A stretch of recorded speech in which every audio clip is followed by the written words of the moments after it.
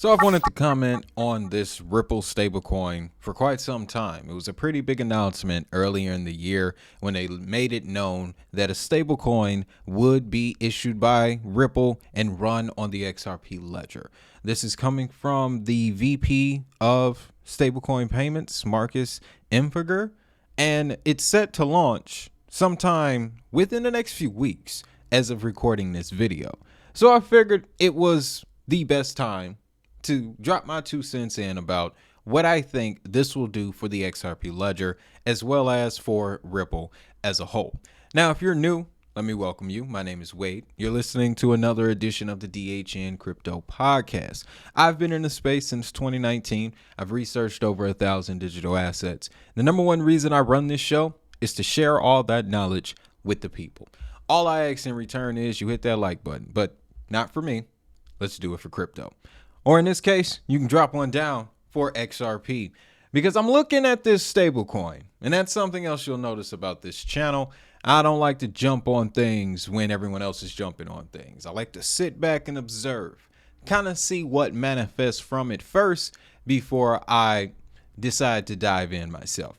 And that's kind of what I did with this stablecoin because you guys know I have been screaming as loud as I possibly can about how important stablecoins, how much stablecoins were going to be the topic of discussion in this market. And ever since that video on January 1st, 2023, where I said this would be the year of stablecoins, that 2023 year laid the foundation. And what do we see everywhere now? Stablecoins. And now the biggest payment company of them all is coming out with their own stablecoin. Now, according to the website, it'll be backed 1-to-1 with dollars, as to be expected. When you read further into it, it'll be U.S. treasuries and other forms of investments, kind of like that, assets, real world assets, by the way, things of that nature. And in the fine print, Ripple USD's availability will be subject to regulatory approval. Well, taking into consideration the new leadership that we have in this country, I am feeling pretty optimistic about that regulatory approval coming sooner than later.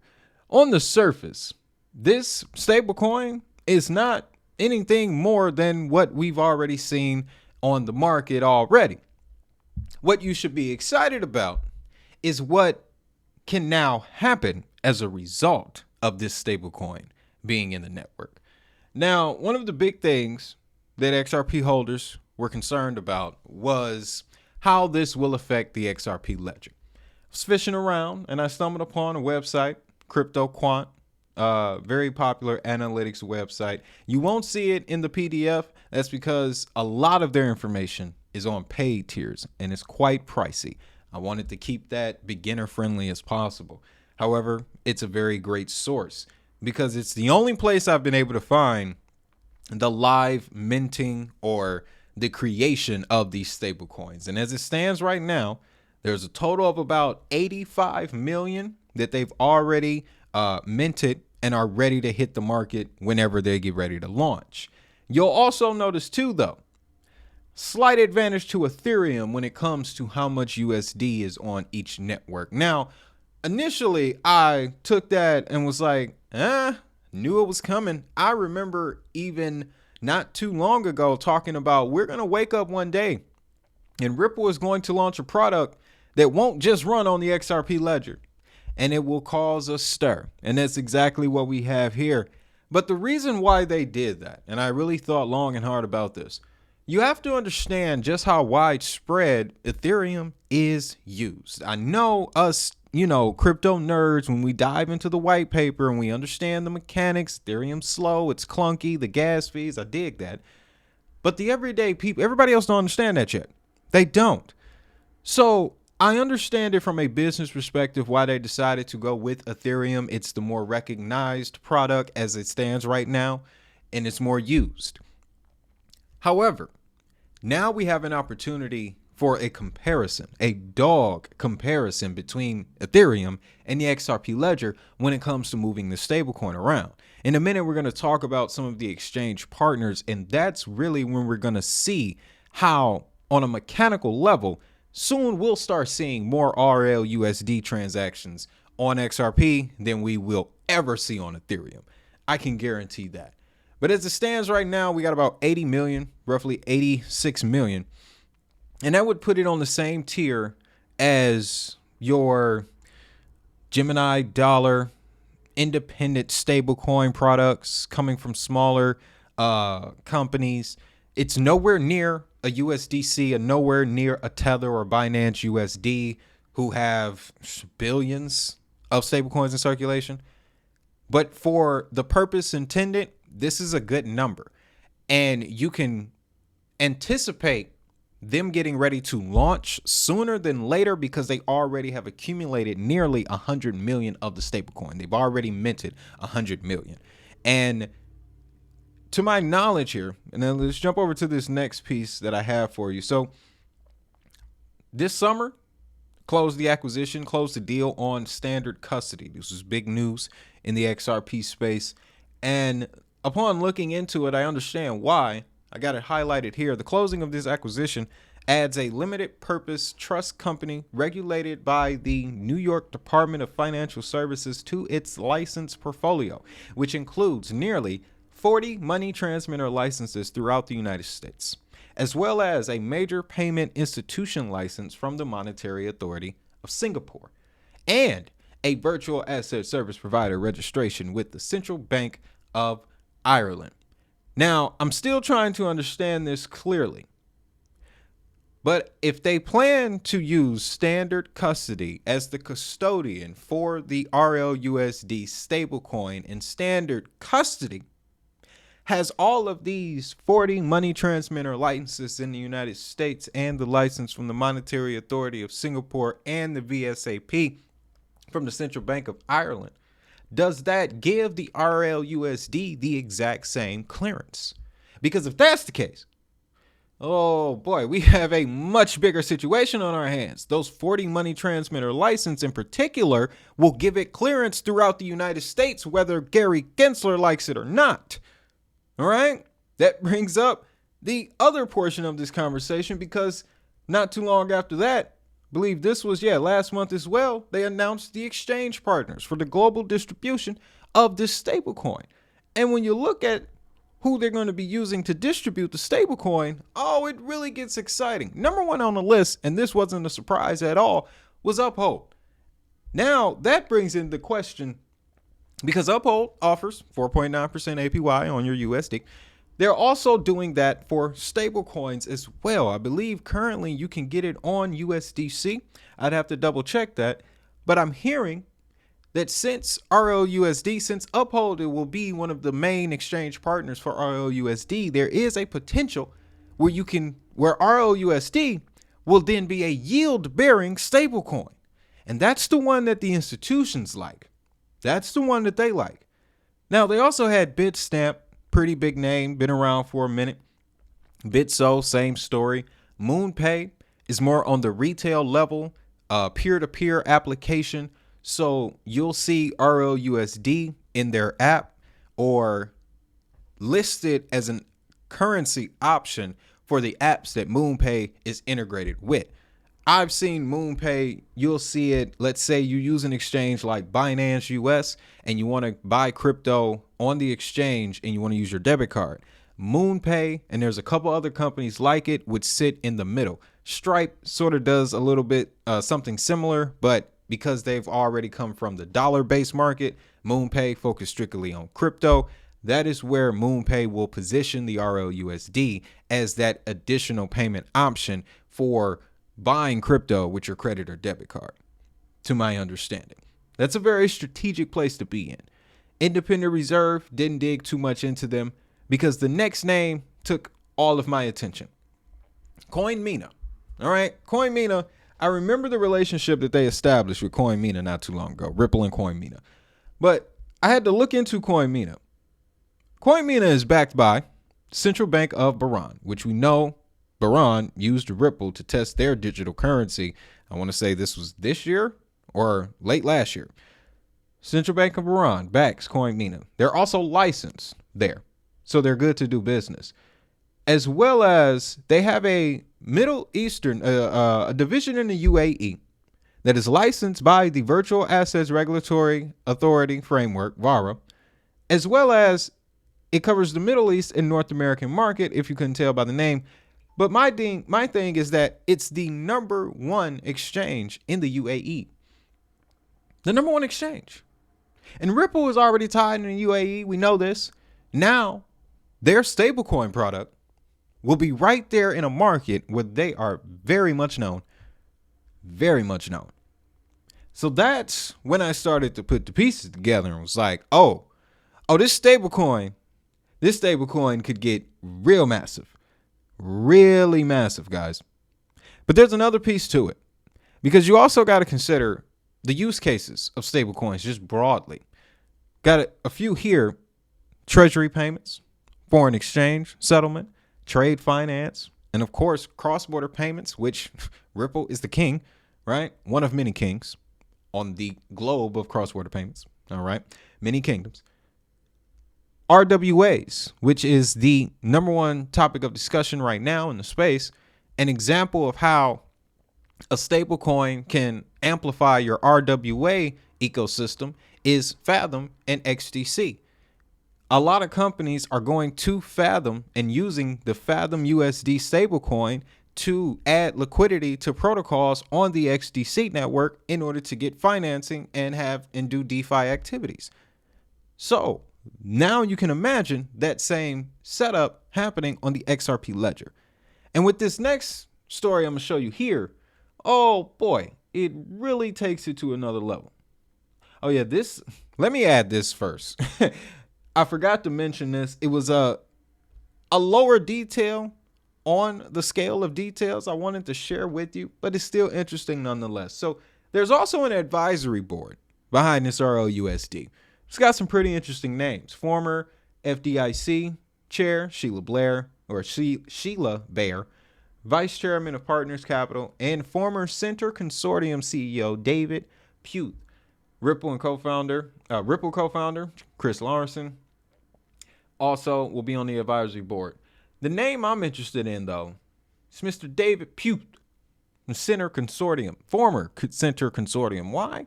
Well, see, the Center Consortium is the consortium that was created by Coinbase and Circle 2012-ish. They ultimately would come together to create the USDC stablecoin. Coinbase and Circle. Mr. David Puth was involved there. We already know what USDC turned into. So if you got the mind of the guy who brought USDC into the market, advising your stablecoin, I can't see anything going wrong with that. I can't. And the Circle connections don't stop here, ladies and gentlemen. So let's talk about another relationship that the XRP Ledger established this year back in February. Ripple and Axar Foundation partnered to enhance XRP Ledger interoperability across blockchains. Developed by Interop Labs. You guys remember that name? This was early 2023. Ripple was holding a hackathon to get applications centered around ISO 20022. The company that won that hackathon was Interop. The app that they created for the XRP Ledger was the ISO 2002 Interop application, which was an additional layer that allowed the XRP Ledger itself to read those messages. Ripple is an ISO compliant entity. They were a part of the board, the ISO board, the original members. They were one of the first to comply. That is true. But it took a few good years before the XRP Ledger itself adopted that ability. Now we have that same company returning alongside Axar.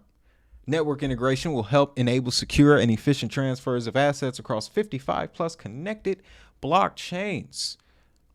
Multi-chain world we living in, and that's my favorite part of this. So before we get to the highlighted portion, let me just read you the story in case this is completely foreign to you. Ripple and Axar Foundation are partnering to bring seamless interoperability to the XRP Ledger across a diverse range of blockchain networks. XRP Ledger, decentralized layer 1 with reliability, stability. We already know what the XRP Ledger is. This collaboration aims to drive forward a more interconnected blockchain ecosystem, offering developers new opportunities for integration and app development. Axar Network will serve as an additional resource to further broaden XRP's utility and reach. They mentioned interoperability, integration, and utility. How they're going to do that? Well, the Axar Network, they specialize in connecting blockchains here. They are going to pull the XRP ledger directly into their tech stack, and they're going to do it in a certain way that they've used for Circle in the past.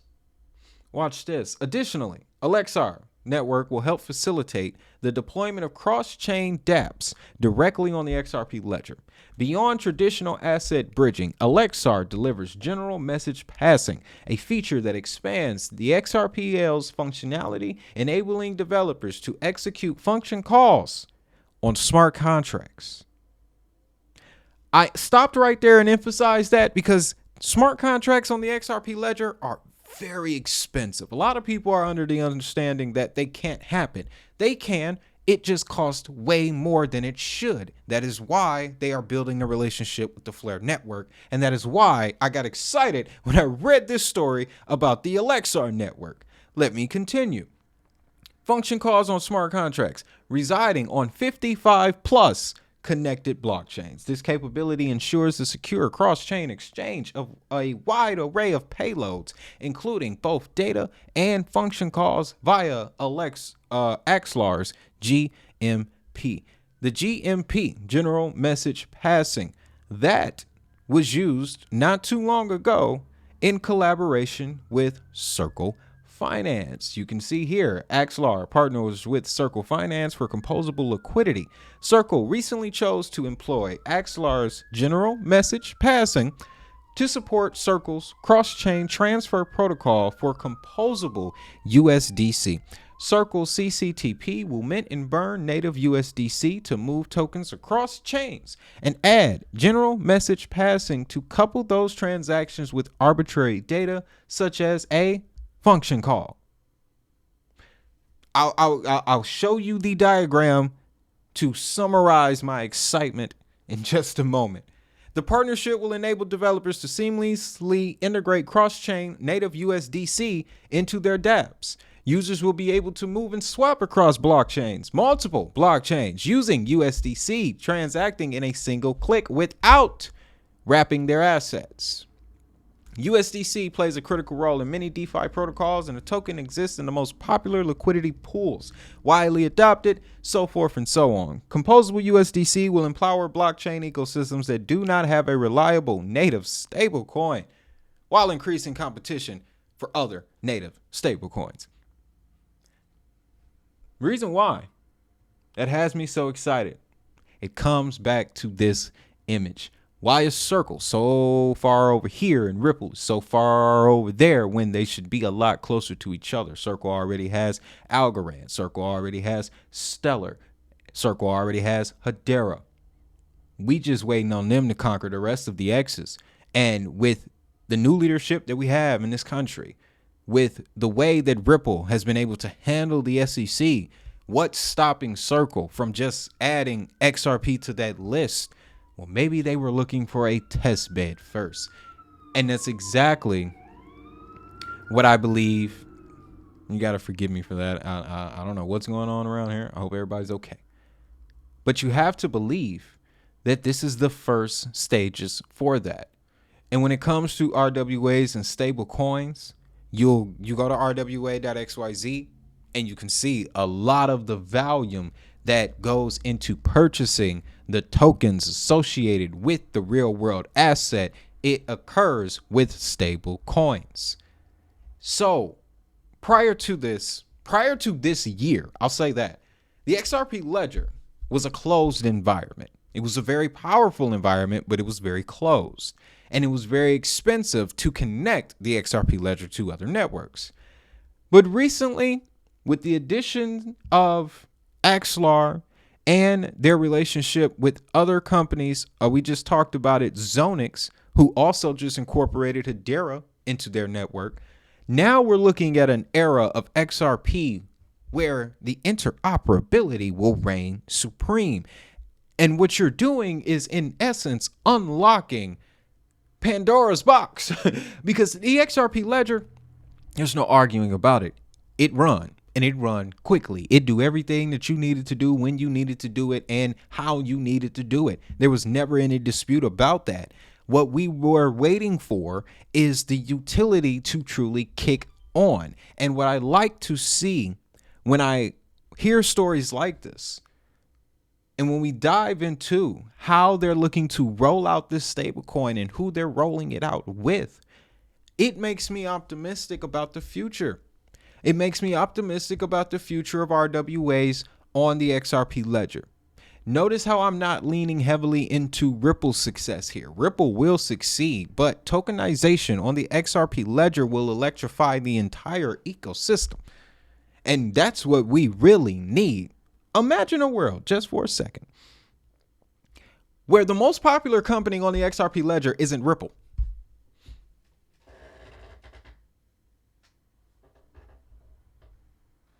It could happen. It could happen very soon.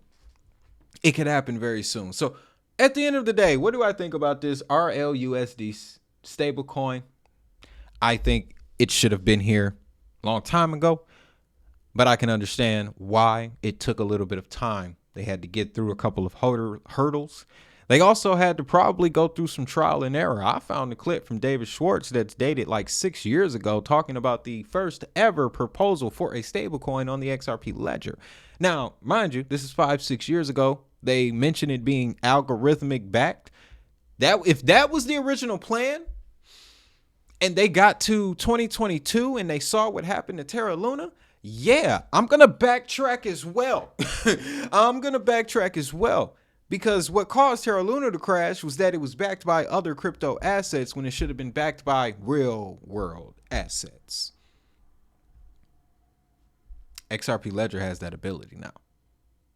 So, like I said, I will talk about XRP only in relation to the ledger. The same way we cover HBAR in relation to the network. The same way we cover Algo in relation to Algorand Technologies, Quant, XDC. The same way. I'm not going to get involved with all this Ripple taking over the world, one world currency stuff, all of that. No, that's unnecessary. We here for the tech because we know the tech going to be here for us.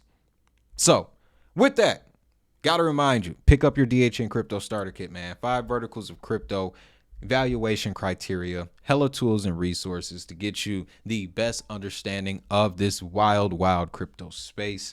There'll be affiliate links down at the bottom, such as this one for Uphold. If you strictly want to be all crypto, I would advise you check out Uphold. It's a little bit better than Coinbase, in my opinion, from the interface side. You can learn as a beginner on Uphold, and then when you get a little bit more comfortable, you can jump over to their trading side and improve your experience. Automated investing, investor baskets, vault, all the list goes on, man. Uphold hits. Now, for beginners, the easiest place to buy Bitcoin is Cash App. Point blank, period. If you just want to get the experience of buying crypto, this is how you do it. And you also have the option to get, let's say you do get direct deposits to your Cash App, you can have those in Bitcoin, a portion of it. They give you options 5 to 10%. An invaluable tool, nonetheless, right? And then when we're talking about long-term holding, storage, SafePal is the wallet partner for this channel. They have been for a while. They're offering the new SafePal X1. You see the price point. This is the most cost-effective hardware wallet device on the market. So if you want to just buy crypto and store it away for years, avoid all the drama, this is the type of device that you need. Now, lastly, consider becoming a member of the channel, man. Tier started at 99 cents. This is where I'll be sharing exclusive financial related content, some videos, maybe top level interviews that just blow my mind. So I'm going to share it with y'all. It's also a way for you to connect with me because comments from members are sent directly to my phone. I get the notification directly. So that's an easier way for us to communicate as well. So with that, That's all I got. Did I tell you about Robinhood? No, I didn't. Yeah, 4.5% on your cash when you deposit on Robinhood. They got IRAs, they got gold, they got all types of stuff. Robinhood wasn't playing, man. I remember when it was shaky. It was shaky for Robinhood for a little bit, but they made it through, and they still got a great platform. So I recommend it. Links to those will be in the pinned comment. With that, y'all know what time it is. If that money is digital, so is the hustle.